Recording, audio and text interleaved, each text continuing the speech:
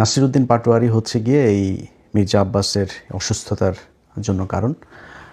আপনাদেরকে জ্ঞাতার্থে বলে রাখি যে মির্জা আব্বাস 2026 সালের 12ই ফেব্রুয়ারি যে নির্বাচনটা হয়েছে সেই নির্বাচনে উনি জনগণের ভোটে এমপি হন নাই। এটা ভাই আপনারা যারা আওয়ামী লীগের মতো গায়ের জোরে যদি কথা বলেন সেটা অন্য হিসাব, কিন্তু যদি যুক্তি আর বাস্তবতার প্রেক্ষিতে কথা বলেন তাহলে মির্জা আব্বাস যে ফেল করেছে সেটা আপনি নিজেও জানেন। আওয়ামী লীগের অনেক এই দিন একজনের সাথে কথা হচ্ছিল, উনি সম্প্রতি বাংলাদেশ থেকে এসেছেন, আওয়ামী লীগের সমর্থন করেন, বাট সে আবার আমারও পছন্দ করে ইন্ডিয়ার কারণে। তো উনি আমার বললেন যে বলতেছে ভাই কোন এমপি, ও আচ্ছা রহমত রহমত আলী না রহমতুল্লাহ, যে রহমত আলী বোধহয়, যে বাড্ডার ওই দিকের যেই এমপি ছিল আওয়ামী লীগের, এর বউ নাকি আবার খুব ভালো মানুষ।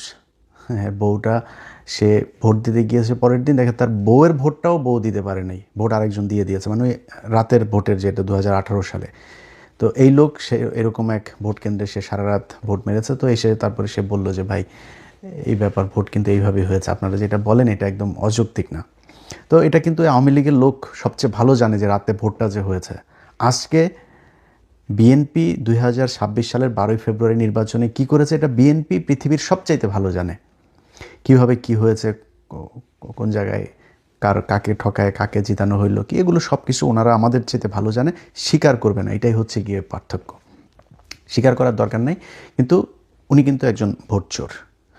এবং দুনিয়াতে আপনি চুরি বাটপারি শয়তানি সব কিছু করবেন আর আপনি অসুস্থ হইলে সব কিছু মাফ হয়ে যাবে, বিষয়টা এরকম না। বাট আমাদের ভেতরে ওইটুকু মনুষ্যত্ববোধ, মানবতাবোধ, সৌজন্যতাবোধ আছে সেইটুক, যে একজন মানুষ অসুস্থ হয়েছে, মানুষ তো যাই হোক আশরাফুল মাখলুকাত হিসাবে আমি তাকে, তারপরে সে মুসলমান, আমি তাকে ভাই মনে করি, ভাই হিসাবে আল্লাহর কাছে দোয়া চাই আল্লাহ যেন ওনাকে সুস্থ করে দেখ। বাট এই যে দোষ যারা দিচ্ছেন তাদেরকে প্রথমে হিসাব করতে বলবো, মির্জা আব্বাসকে যদি নাকি ওনার ধরেন কোনো পাপ টাপ কিচ্ছু নাই, এই ভোট চুরি করেন নাই, উনি ভোটেই জিততে তারপরে সংসদ সদস্য হয়েছেন, উনি খুব ভালো মানুষ, ওনার মতো ভালো মানুষ এই দুনিয়ায় কেউ নাই। উনি এই যে ঢাকা ব্যাংকের মালিক, এই ঢাকা ব্যাংকের মালিক ওনার বাবার বাড়িঘর ভিটেমাটি বিক্রি করে তারপরে ঢাকা ব্যাংক দিয়েছেন, এখানে 1 টাকাও 2 নাম্বারি টাকা নাই। বিএনপির সময় উনি গণপূর্ত মন্ত্রী ছিলেন, ওই মন্ত্রী থাকা অবস্থানে 1টা টাকাও খায় নাই, খুব সৎ অফিসার ছিলেন তিনি। এরকম একজন সৎ মানুষ মনে করে তারপরে ধরেন বক্তব্যটা যদি শুরু করি, এইবার আসেন যে এটার জন্য দায়ী কে। মির্জা আব্বাসের এই যে মনোনয়ন, এই মনোনয়ন পাওয়া নিয়েও কিন্তু দলের ভেতরে ওনাকে না দেওয়ার পক্ষে লোক ছিল। জিজ্ঞেস করেন বিএনপি লোকজনের, যারা বিএনপি, আমরা তো ভাই মানে আওয়ামী বিরোধী ছিলাম, বিএনপির সাথে তো আমাদের সম্প্রতি সম্পর্ক, বিএনপি আমাদেরকে শত্রু মনে করে, বাট বিএনপির ভেতরে তো অনেক বন্ধুবান্ধব আছে, অনেক সূত্র আছে, অনেক সাথে এখনও ভালো সম্পর্ক আছে। ওনাদের কাছে জিজ্ঞেস করেন আপনারা। ওনার স্ত্রী আফরোজা বেগম, উনি আপনার এমপি নির্বাচন করতে চেয়েছিলেন, যেখানে ওই যে হাবিবুর আছে না, ছাত্রলীগের সাবেক ছাত্রলীগের যে হাবিবুর, এই হাবিব হচ্ছে গিয়ে আপনার ওই আসনে আফরোজা চেয়েছিলেন, মানে মির্জা আব্বাসের স্ত্রী, ওনার পুরো নামটা আমার মনে নেই। ওনার স্ত্রী চেয়েছিলেন ওইখানে দাঁড়াইতে, খুব চেষ্টা করেছেন, ওনাকে দেওয়া হয় নাই। মির্জা আব্বাস এমপি হওয়ার পরে মন্ত্রণালয়ে মানে মন্ত্রিসভা গঠন হলো, সেই মন্ত্রিসভার ওইখানে কি মির্জা আব্বাসকে মন্ত্রণালয়ে দেওয়া হয়েছে?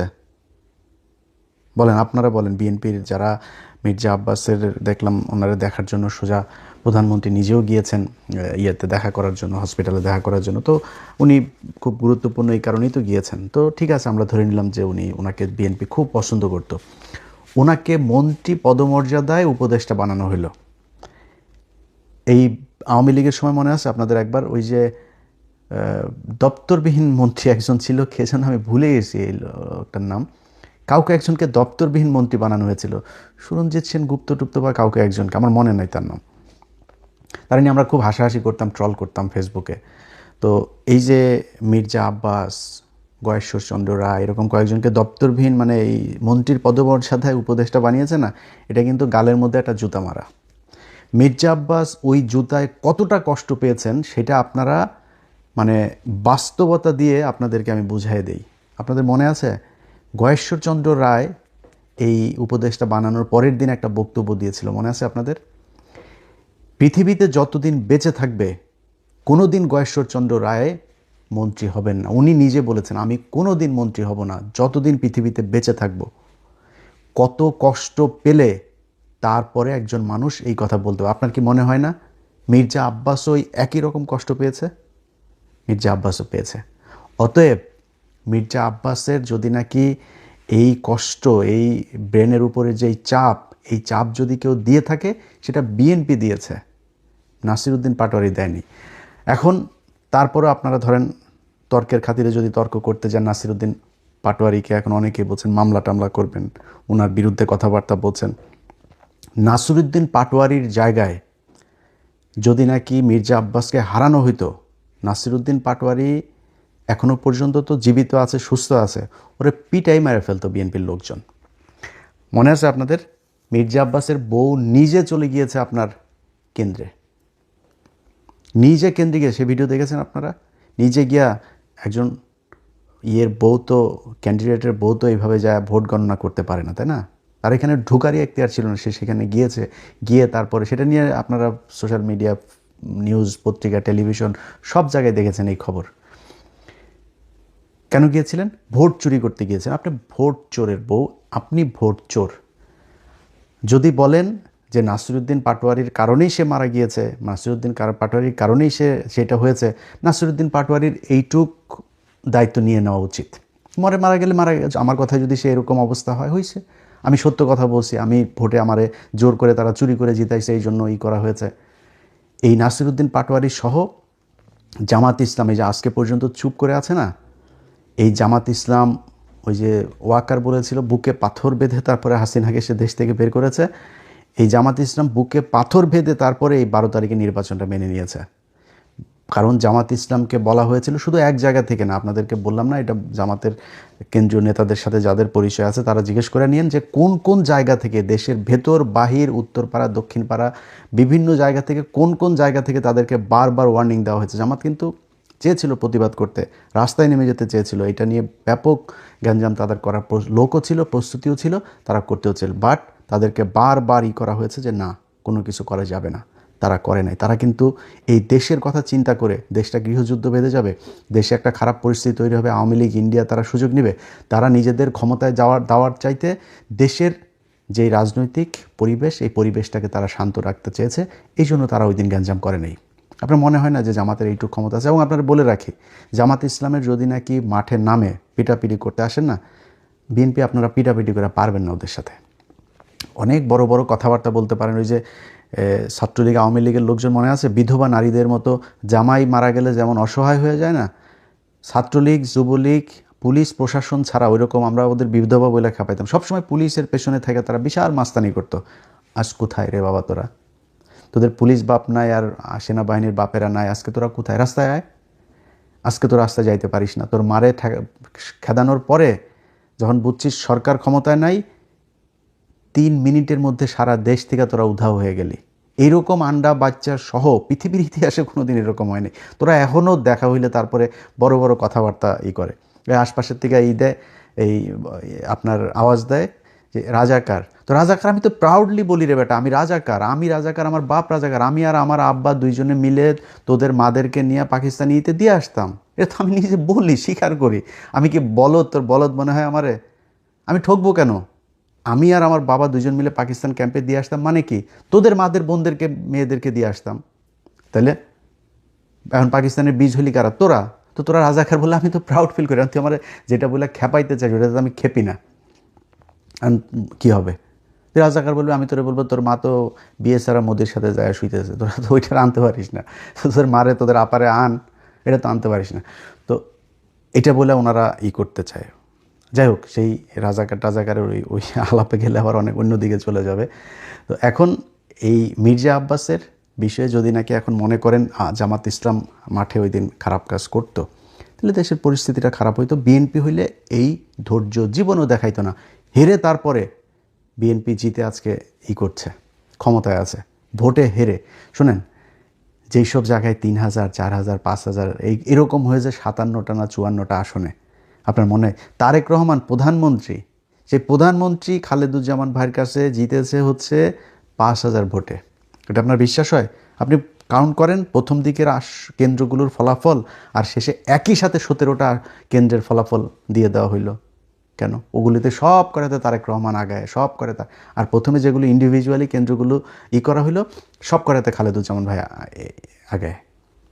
এটা আপনাদের বিশ্বাস হয়?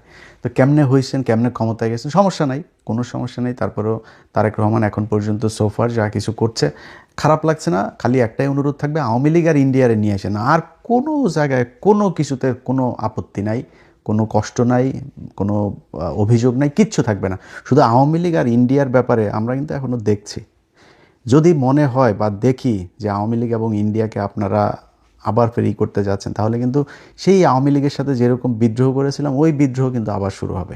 আমরা তো এখনও দেখছি। এবং এখন পর্যন্ত যেটা বললাম যে এটা আবার বলাতে আবার আমাদের অনেক লোকজন আবার করে, ভাই ইলিয়াস ভাই আপনি বিএনপি ক্ষমতায় আসছে দেখে মনে হয় চামচামি শুরু করলেন বিএনপির পক্ষে। ভাই এই এই পরীক্ষা গত 10 বছর ধরে দিচ্ছি, এটা নতুন করে পরীক্ষা দেন, সামনেও দেখবেন।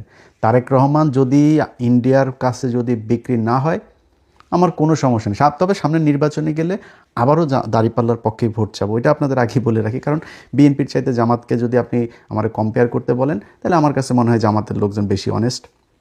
জামাতের লোকজনের চিন্তাভাবনা, আমি একজন মুসলমান হিসাবে তাদের যেই চিন্তাভাবনা পলিসি সেগুলো আমি পছন্দ করি, সেই কারণে আমি তাদের পক্ষেই করব। বাট একদম বিএনপির বিরুদ্ধে কোনো তর্ক বিতর্ক, বিএনপির বিরুদ্ধে একদম ঢালাওভাবে এগুলো আমরা করব না যদি ইন্ডিয়ার বিরুদ্ধে। বাট যদি যায়, আমারে যদি ভাই মাথার মধ্যে আপনি পিস্তলও ধরেন, কোনো লাভ হবে না।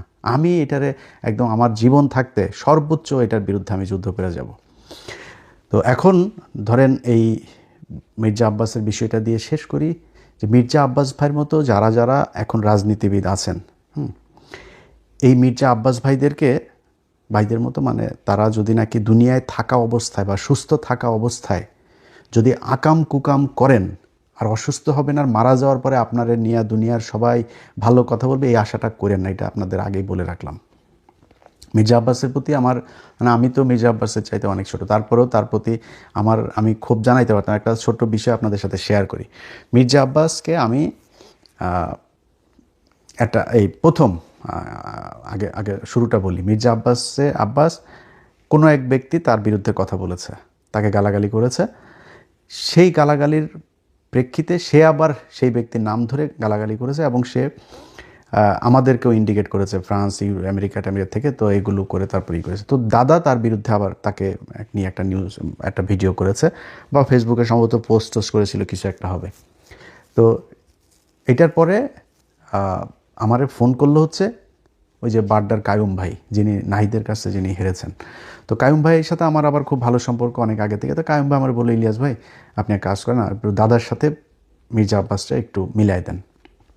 তা আমি তারা বললাম যে আসলে দাদা তো একটু একরোখা মানুষ, তো আমার তো ওনার কাছ থেকে জানতে হবে যে উনি আসলে মির্জা আব্বাসের সাথে কথা বলবে কিনা, যেহেতু মির্জা আব্বাস আগে দাদাকে বাজে কথা বলেছে। তো দাদারে ফোন দিয়ে জিজ্ঞেস করলাম, দাদা বললো যে ঠিক আছে, ওকে, ভালো নেই। তো সাথে সাথেই আমারে আবার আমি কায়ুম ভাইয়ের জানানোর সাথে সাথে কায়ুম ভাই আবার মির্জা আব্বাসের সাথে আমার কনফারেন্সে নিয়ে গেল, নিয়ে তারপরে মির্জা আব্বাস ভাই তখন কক্সবাজারে। এটা কিন্তু আজ থেকে আরও প্রায় ধরেন 6 মাস আগের ঘটনা। তো মির্জা আব্বাস ভাই কক্সবাজার, মির্জা আব্বাস বললো যে ইলিয়াস আমি করবো না, ঢাকায় আসি, ঢাকায় গিয়ে তারপরে আমি এটা নিয়ে বসবো না। তা ঠিক আছে, আমার তো আর এখানে আমি মিডল ম্যান হিসাবে কাজ করেছি। এরপরে সে আর আমার সাথেও কায়ুম ভাইও আর কিছু বলে নাই, সেও আমার কিছু বলে। এর মাঝখানে দেখি আবার ফের সে ঢালাওভাবে আমাদেরকে নিয়ে বাজে কথাবার্তা বলা শুরু করলো। তারপরে আমি আমার মতো ছিলাম। বাংলা এডিশন যেদিন উদ্বোধন হয়, সরি দেখেন এটা, হ্যাঁ এটা 6 মাস না, আরও অনেক আগে, অর্থাৎ বাংলা এডিশন উদ্বোধন হয়েছে জুলাইয়েরও আরও ধরেন মাসখানেক আগের ঘটনা এটা। সো প্রায় 8-9 মাস হয়ে গেছে। তো জুলাইয়ের ওই প্রোগ্রামের জন্য আমি মির্জা আব্বাস ভাইরা আমার অফিসের একজন ফোন দিয়ে বললো যে ভাই এই ব্যাপার, আমার বাংলা এডিশন উদ্বোধনে আপনাকে একটু দাওয়াত দিতে বলেছে, আমি কার্ডটা কোথায় দিয়ে আসবো। সে খুব বাজে একটা কথা বলেছে। কি বাজে কথা ওইটা আর সোশ্যাল মিডিয়াতে বললাম না, বাট খুব বাজে একটা কথা বলেছে। এবং এই যে মানুষটা আমার নিয়ে বললো, আমি বললাম যেটা যে ওনার চাইতে আমার রক্ত কিন্তু কম গরম না। হ্যাঁ, আমি কিন্তু আমারে যদি নাকি আমি কোথাও যদি নাকি আমার মনে হয় যে আমার মাথা যদি ঠিক কন্ট্রোল করতে না পারি, ও আমার চাইতে কত শক্তিশালী আমি দেখি না। আমি কিন্তু মানে সর্বোচ্চ আমার শরীরে যেটুকু আছে ওইটুকু আমি কাজে লাগাই। তো ওনার চাইতে আমার রক্ত কম গরম না। বাট আমি কিন্তু ওনার এই খারাপ সময় আমি এটা ওনাকে খুব সম্মান দিয়ে কথা বলছি এবং আল্লাহর কাছে দোয়াও করছি যে আল্লাহ যেন ওনাকে সুস্থ করে দেন। কিন্তু রাজনীতিবিদদেরকে বলবো, ভাই, চুরি করবেন, চোট্টামি করবেন, মাগিবাজি করবেন, দুর্নীতি করবেন, দেশের বিরুদ্ধে কাজ করবেন, সব আকাম কুকাম করবেন, এরপরে মরার সময় আপনারা